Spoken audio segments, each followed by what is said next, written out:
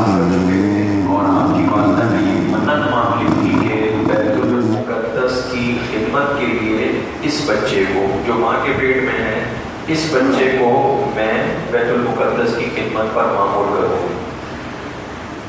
اور ذہن میں یہی تھا کہ بیٹا پیدا ہوگا تو بیت المقدس کی خدمت کرے گا اور کسی دنیاوی کام کاج کے لیے اس کو نہیں رکھا جائے گا.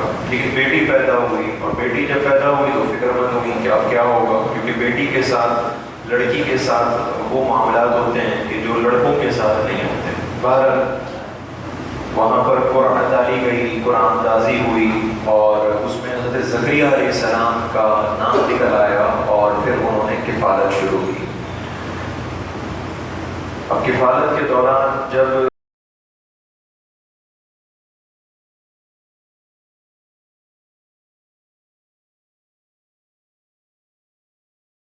زکریا علیہ السلام کو معاملہ دیکھنے کی ضرورت تو نہیں ہے، تو جب جاتے تو قرآن مجید فرقان حمید نے بتایا کہ وہاں پر نئے نئے مختلف انواع کے اور بے موسم کے پھل وہاں پر انہیں ملتے ہیں.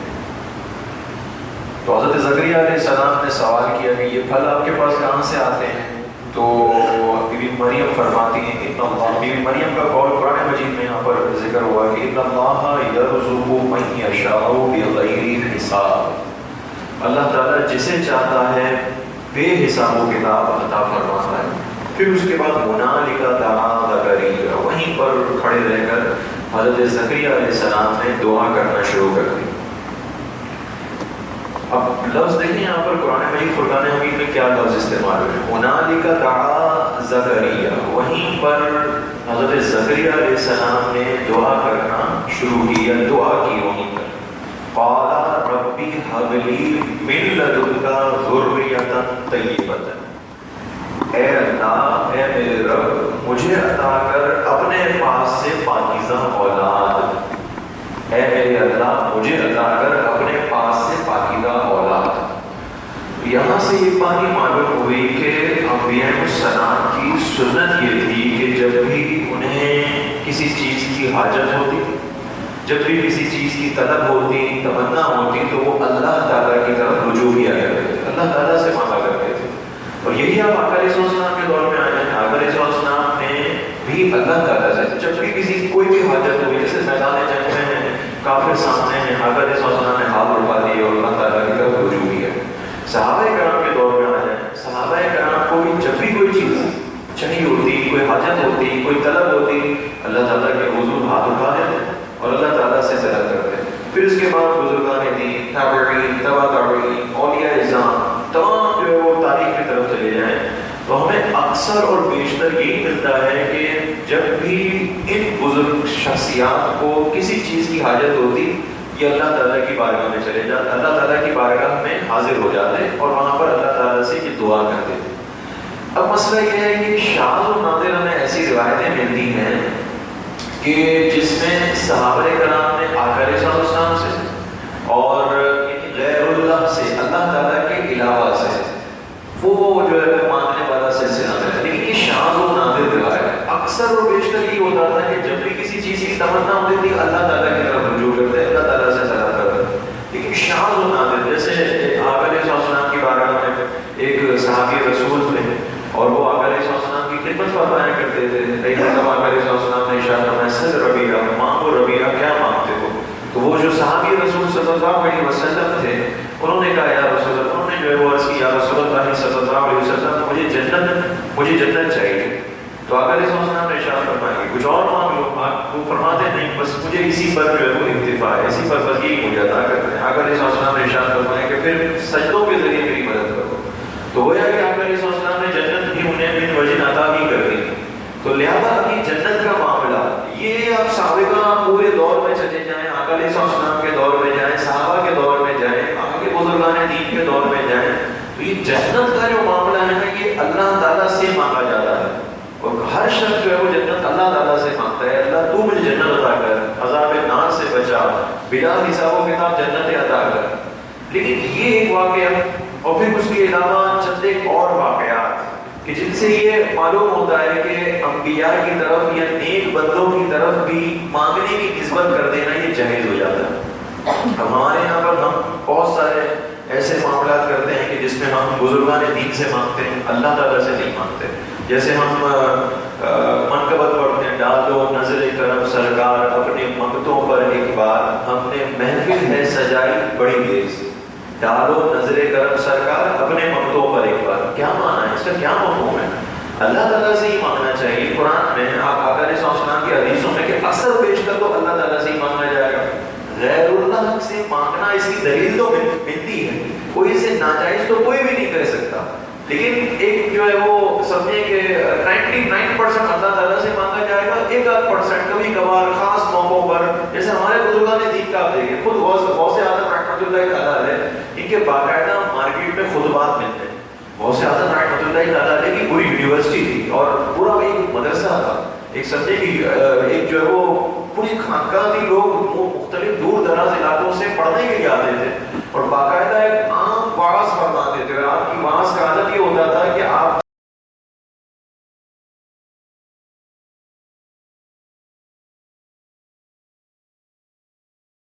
واعظ فرماتے تو بہت بڑا اتنا ایک اثر ہوتا تھا کہ مورخین لکھتے ہیں کہ کئی لوگ شہید ہو جاتے تھے اللہ تعالیٰ کے خوف کی وجہ سے۔ تو اب یہ آپ غوث اعظم کے جا کے آپ خطبات مارکیٹ سے لے کے پڑھیں، اس میں کیا تھا، اس میں آپ کو عموماً اکثر و بیشتر ان کی دعاؤں میں یا ان کے جو ہے وہ طرز میں یہی ملے گا کہ جب مانگنا ہے اللہ تعالیٰ سے ہی مانگنا ہے۔ خاص ایک موقعوں پر، جیسے اپنے قصیدے میں ختم قادریہ جس میں پڑھتے ہیں ہم، تو خاص ایک موقعوں پر غیر اللہ کی طرف بھی اس کی نسبت کر دی گئی ہے کہ ٹھیک ہے، خاص موقعوں پر ہم اللہ تعالیٰ کے ولی سے بھی مانگ سکتے ہیں، اس میں کوئی قواعد نہیں ہے۔ آقا علیہ السلام کے اس طرف بھی نسبت کر سکتے ہیں، آقا علیہ السلام سے بھی مانگ سکتے ہیں۔ لیکن اب یہ جو شعر ہے، ڈالو نظر کرم سرکار اپنے منگتوں پر ایک بار، ہم نے محفل ہے سجائی بڑی دیر سے، اسی طرح امداد کن امداد کن، امداد کیجیے، ہماری امداد کیجیے، از بندے غم آزاد کن، ہمارے تمام جو غم ہے ان سے ہمیں آزاد کیجیے۔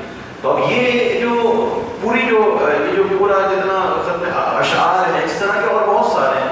امام زین العابدین رحمۃ اللہ تعالیٰ علیہ ایک مرتبہ دشمنوں کے چنگل میں پھنس گئے تو انہوں نے آقا علیہ السلام کی جناب میں عرض کر دی، یا رحمت للعالمین ادرک لی زین العابدین، اے رحمت للعالمین، آقا کی طرف نسبت فرمائی، ادرک لی زین العابدین، زین العابدین کی طرف آپ رجوع کریں اور بچائیں۔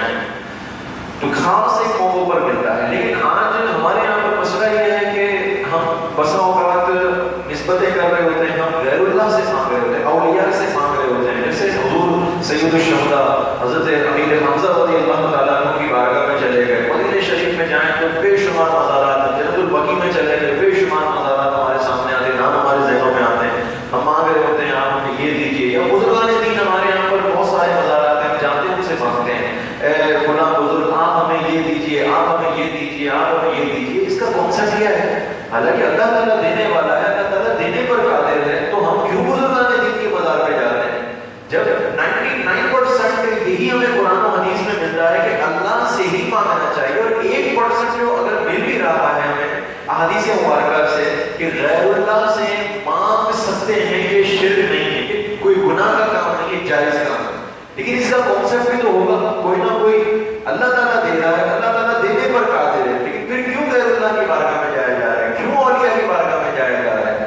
یہ کانسیپٹ سمجھنا بہت ہی ضروری ہے۔ آج ہمارے یہاں پر مانگا تو جاتا ہے، لیکن بہت سے لوگ ایسے ہیں کہ اس کانسیپٹ سے ہی نہ واقف ہیں کہ ہم کیوں غیر اللہ کی طرف جاتے ہیں۔ شیخ عبدالحق محدث دہلوی رحمۃ اللہ تعالیٰ علیہ اس بات کو واضح کرتے ہیں اور اشرف العلومات میں لکھتے ہیں، کاش ان منکرین کے سامنے میری سمجھ موجود ہوتی، آخر یہ استمداد کا اور امداد کا کیا سمجھ کے انکار کرتے ہیں، جو ہم نے سمجھا کہ ہم غیر اللہ سے مدد طلب کرتے ہیں۔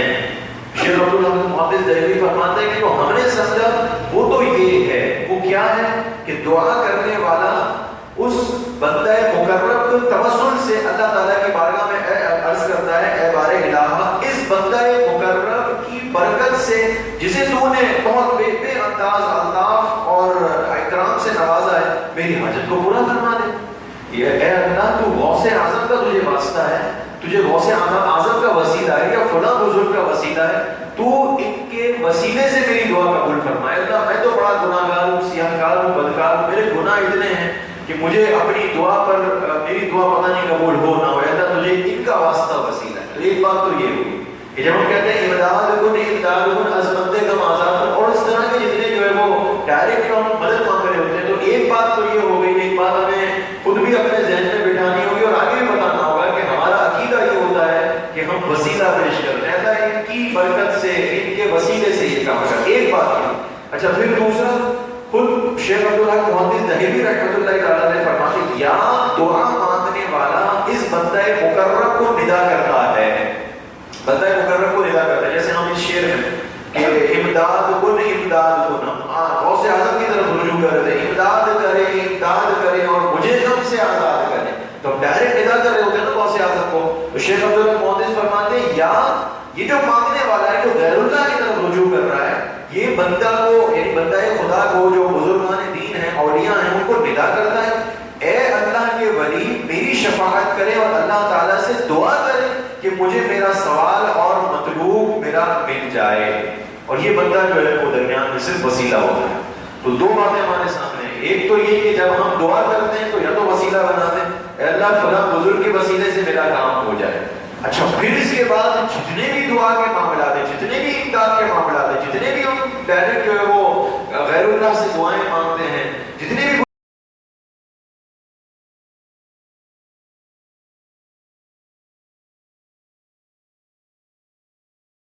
دین کے سامنے کہ آپ کی مدد کریں، تو اس میں عقیدہ لازمی طور پہ یہ رکھنا ہوگا کہ ہم در حقیقت صاحب مزار کو کہہ رہے ہوتے ہیں کہ آپ اللہ تعالیٰ سے دعا کریں کہ مجھے یہ معاملہ عطا ہو جائے، مجھے یہ نعمت عطا ہو جائے، مجھے یہ معاملہ مل جائے۔ اس کے علاوہ جو ہے وہ اور دیگر طرف آئیں تو بہت سے ایسے جہاد نکلتی ہیں کہ جس میں پھر شرکیہ معاملات نکلتے ہیں اور یہ شرط ناجائز ہوں گے۔ تو یہ سمجھنا بہت ضروری ہے، ورنہ بہت سارے جو ہے وہ اعتراضات پیدا ہوتے ہیں، اور بسا اوقات ہم امداد کے لفظ استعمال کر رہے ہوتے ہیں اور صحیح کانسیپٹ ہمارے ذہن میں ہی نہیں ہوتا۔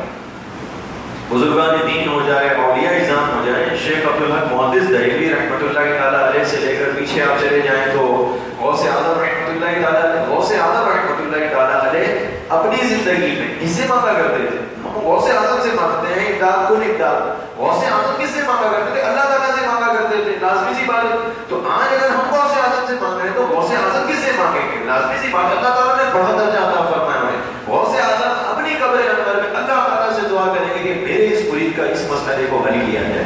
تو یہ سمپل سا ایک کانسیپٹ ہے، جب یہ ہمارے ذہن میں آ جائے تو پھر اگر ہم اس طرح کے لفظ استعمال کرتے ہیں تو یہ بالکل جائز ہو جائے۔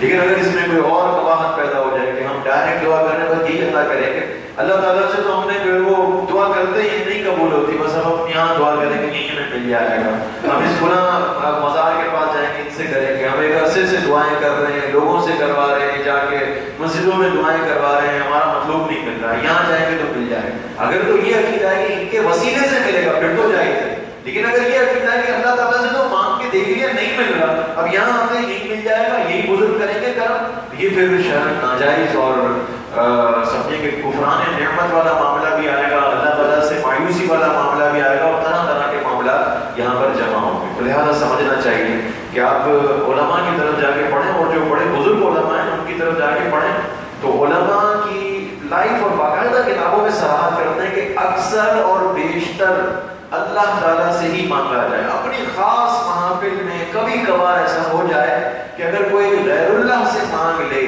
استدلال کر لے، وسیلہ بنا لے، تو اس میں شاید کوئی قباحت نہیں ہے، لیکن اس کو عادت بنا لینا، اکثر غیر اللہ سے مانگنا اور کبھی کبھار اللہ تعالیٰ سے مانگنا، یہ چونکہ مزاج شریعت نہیں، آقا علیہ السلام کا طریقہ نہیں ہے، اس وجہ سے اس کو جو ہے وہ غیر مناسب ہی کہا جائے گا۔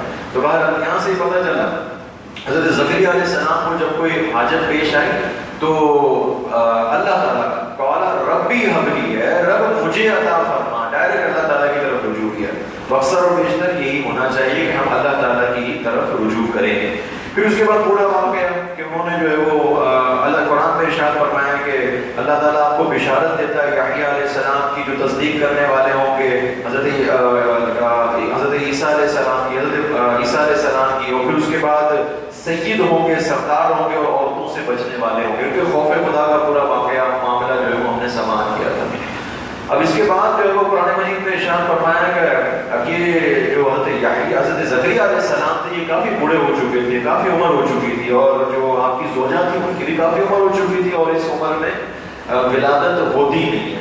تو قال ربی ان یکون لی غلام وقد بلغنی الکبر، تو فرمانے لگے زکریا علیہ السلام کہ اے رب کیوں کر ہوگا میرے ہاں لڑکا، حالانکہ مجھے تو بڑھاپا آ گیا ہے، میں تو بوڑھا ہو چکا ہوں اور میری بیوی بھی بانجھ ہو گئی ہے.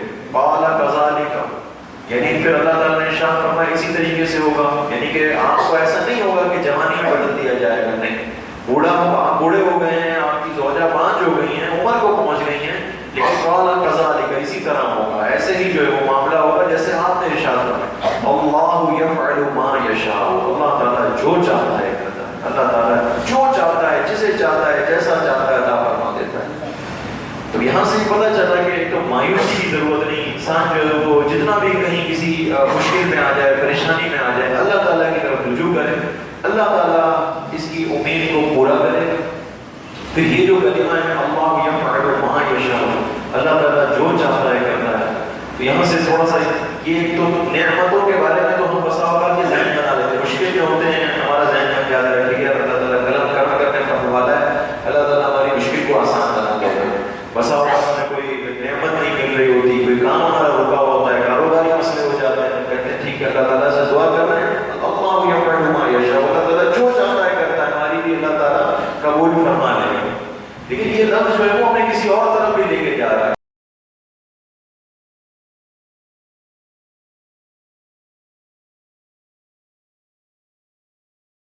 اللہ تعالیٰ جو چاہتا ہے کرتا ہے. بھائی کے ساتھ، بھائی کے بچوں کے ساتھ، بہن کے ساتھ، بہنوں کے بچوں کے ساتھ وراثت دبا دی جاتی ہے. اللہ تعالیٰ جو چاہتا ہے کرتا ہے. آج کسی کے ساتھ کیا ہے کل تمہارے ساتھ ہوگا. آج اگر کسی کی وراثت دبا دی ہے کل تمہارے ساتھ بھی ہوگا، کہ کل تمہارا کوئی مال کھا کے بیٹھ جائے گا وہ تمہیں نہیں دے گا. اللہ تعالیٰ جو چاہتا ہے کرتا ہے. اللہ تعالیٰ تم سے پوچھے گا نہیں کہ تم نے ایسا کیا تھا میں بھی ایسا کر لوں، یا تم نے ایسا کیا تھا تو تھوڑا سا میں بھی تمہیں جو ہے وہ اس طرح کا کام کروں. نہیں، اللہ تعالیٰ جو چاہتا ہے وہ پھر کرتا ہے. مکافات عمل ہوتا ہے، ہم نے دیکھا ہے، اور ہر کوئی دیکھتا ہے اپنی زندگی میں کہ ایک معاملہ ہوتا ہے، پھر دوبارہ اس کے ساتھ چند برسوں کے بعد یا چند جو ہے وہ کچھ دور کے بعد جو وہ معاملہ اس کے ساتھ ہو رہا ہوتا ہے. آج ہمارے یہاں پہ طلاق کا ریشو کتنا بڑھ رہا ہے، اور طلاق کے جب معاملات سنے تو ہاتھ کان پہ رکھ کے جو ہے وہ آ جاتے ہیں کہ کیا کس طریقے سے طلاقیں دی جا رہی ہیں.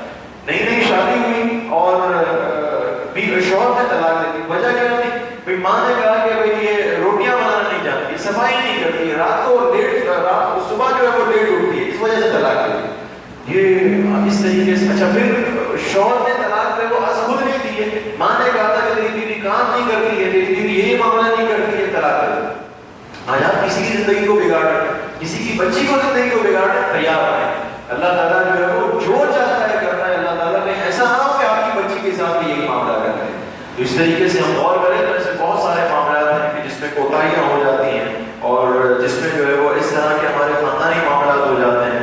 بسا اوقات ہم کسی کے ساتھ ظلم کر رہے ہوتے ہیں، سانس کے مرتبے پر رہ کر، سسر کے مرتبے پر رہ کر، گھر کے سربراہ کے مرتبے پر رہ کر، جتنے کرتے ہیں ظلم کر رہے ہیں. لیکن زندگی میں مقامات عمل ہو گیا، کیونکہ اللہ تعالیٰ تو جو چاہتا ہے کرتا ہے. تو قرآن نے ارشاد فرمایا، اللہ تعالیٰ دیکھ بھی رہا ہے مسلمان کا عقیدہ، اگر یہ عقیدہ نہیں ہوتا ہے اسلام سے خارج ہے. اللہ تعالیٰ دیکھ بھی رہا ہے، یہ سارے معاملات کو دیکھ رہا ہے. آج کسی کی بچی کے ساتھ ہم ظلم کر رہے ہیں، ایسا نہیں ہمارے ساتھ ہماری بچی کے ساتھ ہو گیا تو پھر کیا ہوگا؟ یہ سارے معاملات جو ہمارے ذہنوں میں آئیں گے کہ یہ دیکھو میں نے یہ کیا تھا، یہ مجھے ملا. آج وراثت دبا دی جاتی ہے، بیٹی کی وراثت نہیں تھی، اس طریقے سے آج کوشچن بدل دی جاتے ہیں کہ بھائی وراثت میں آگے پیچھے کر دیتے ہیں. اس طریقے سے نہیں، مسئلہ اصل میں یوں تھا، کسی بھی طریقے سے مال مجھے مل جائے کسی کو نہ ملے. اللہ تعالیٰ جو چاہتا ہے کرتا ہے. تم نے مال اگر دبا بھی دیا تو کیا ہو گیا؟ کروڑوں کا مال تھا نا، ابھی تم کام بھی تو کرو گے، پیسے کو جیب میں رکھ کے تھوڑی ملتا ہے. انسان تو رولنگ پہ لگاتا ہے، کام پہ لگاتا ہے، ادھار دیتا ہے، وہ بھی اس سے کماتا ہے. اللہ تعالیٰ جو چاہتا ہے کرتا ہے. کبھی بھی اس کا مال بھی کوئی ہڑپ کر کے چلا جائے گا، قسم کر لے گا. لہذا اس لفظ، یہ لفظ جو ہے وہ بہت گہرا ہے. پھر اس میں اور اگر وسعت کریں تو یہ جو سارے معاملات جتنے دنیا میں ہم کر رہے ہیں، لوگوں پر ظلم کر رہے ہیں، کسی کو جو ہے وہ دنیا میں ہم کم مال والا دیکھتے ہیں کہ اس کی اتنا اثر و رسوخ نہیں ہے، ہم اس کو کوئی برے بھلے کلمات کے دیتے ہیں. بعض لوگ جو ہے وہ اپنا دیکھتے ہیں بڑا اسٹیٹس، اور دوسرا تھوڑا سا جو ہے وہ کوئی کم مالدار ہے، کوئی کم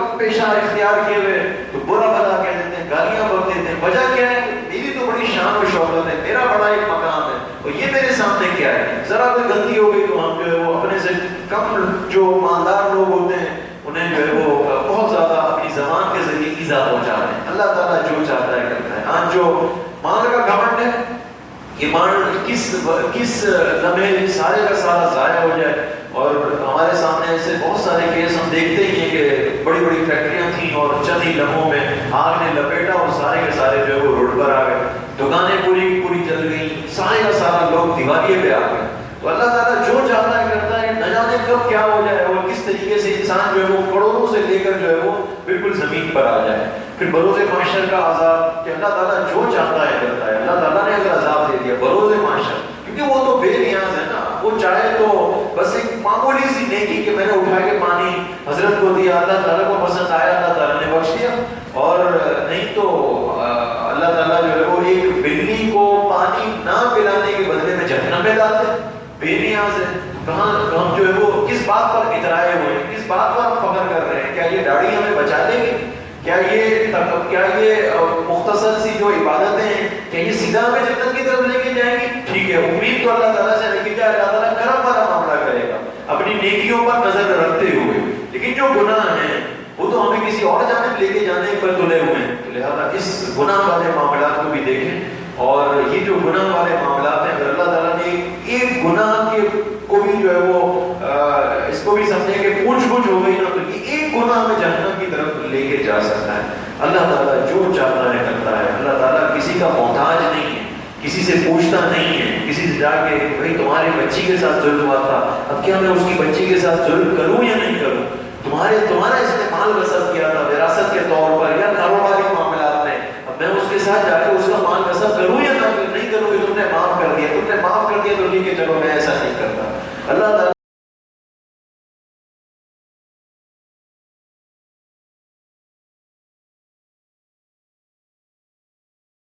جو چاہتا ہے کرتا ہے, کسی سے پوچھتا ہی نہیں. جو چاہتا ہے کرتا ہے اور اللہ تعالیٰ کسی سے پوچھتا نہیں ہے. تو یہ جو ہے وہ بہت ہمارے ذہنوں میں مثالیں اس کی بن سکتی ہیں. اور یہ ایک ہی جو سمجھے آیت کا جز ہے وہ ہماری زندگی کو بدلنے میں ہماری زندگی جو ہے وہ اس سے بدل سکتی ہے. اللہ تعالیٰ سے دعا ہے کہ اللہ تعالیٰ ہمیں صحیح راستے پر چلائے. اور اگر ایسے معاملات ہو رہے ہیں تو اللہ تعالیٰ ہمیں اس سے اجتناب کی توفیق عطا فرمائے. آخر دعوانا الحمدللہ رب العالمین.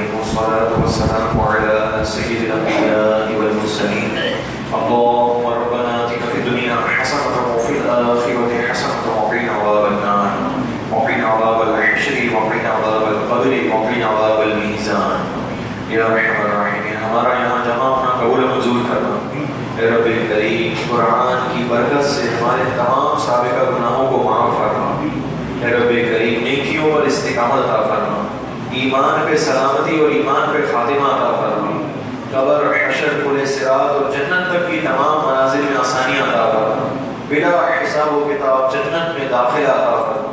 اے رب کریم دنیاوی پریشانیوں سے نجات عطا فرما۔ اے رب کریم، اے رب کریم، اے رب کریم ہماری نیک دلی جائز حاجات کو قبول و منظور فرما۔ اے رب کریم ہمیں صراط مستقیم پر چلا دے۔ اے رب کریم ہمیں تو کامل مسلمان بنا دے، یا ارحم الراحمین، یا ارحم الراحمین۔ اے رب کریم بار بار حرمین طیبین کی بارگاہ حاضریاں نصیب فرما۔ ہر سال رمضان مدینہ دیکھا، ہر سال حج مبرور کی سعادت عطا فرما۔ اے رب کریم ہمارے دلوں کی دعاؤں کو، التجاؤں کو، تمناؤں کو پورا کرو۔ ان اللہ و ملائکتہ یصلون علی النبی یا ایھا الذین آمنوا صلوا علیہ وسلموا تسلیما صلی اللہ علی النبی و آلہ صلی اللہ علیہ وسلم صلاۃ و سلام علیک یا سیدی یا رسول